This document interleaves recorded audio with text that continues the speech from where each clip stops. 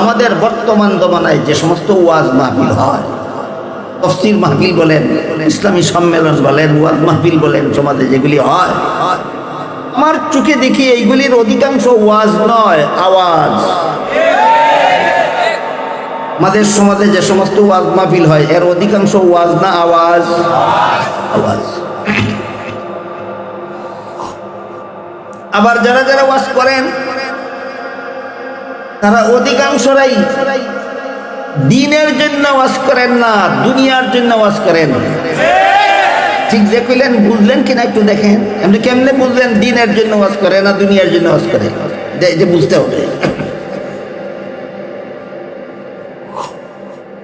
আপনাদের এইখানে আমাকে দাওয়াত করবেন, আমি 1 ঘন্টা সময় বয়ান করি, 1 লক্ষ টাকা দিতে হবে। এমন চুক্তি বাংলাদেশের কোনো বক্তায় করেনি। দিনের জন্য ওয়াজ করে না দুনিয়ার জন্য ওয়াজ করে? দুনিয়ার জন্য, দুনিয়ার জন্য ওয়াজ করে। এই বানিয়াচং নতুন বাজারের ব্যবসায়ীরা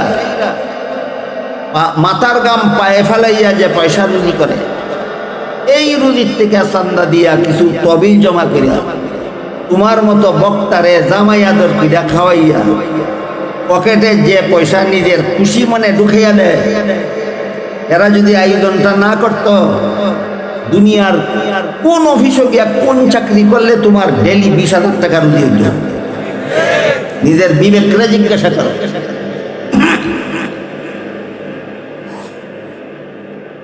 বুঝা থাকলে বলেন, এই সমস্ত বক্তারা যারা লক্ষ লক্ষ টাকার চুক্তিতে, কেউ 15 মিনিটের জন্য ওয়াজ করার চুক্তি করে 50,000 টাকা, কেউ 20 মিনিটের জন্য ওয়াজ করার জন্য চুক্তি করে 75,000 টাকা, কেউ 1 ঘন্টা ওয়াজ করার জন্য চুক্তি করে লক্ষ টাকা।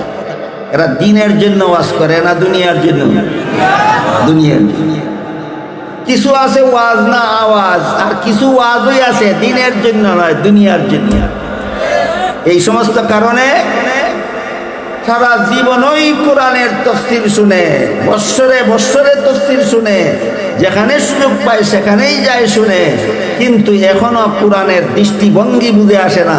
কোন শব্দ ব্যবহার করলে আল্লাহর সাথে আদব রক্ষা হয় আর কোন শব্দ ব্যবহার করলে আল্লাহর সাথে বেয়াদবি হয়, বুঝার যোগ্যতা নাই 2 কারণে। এক কারণ হইল ওয়াজের বদলা আওয়াজ হয়, আরেক কারণ হইল ওয়াজের নামে দিনের জন্য ওয়াজ হয় না, দুনিয়ার জন্য ওয়াজ হয়। হাসরের মাঠে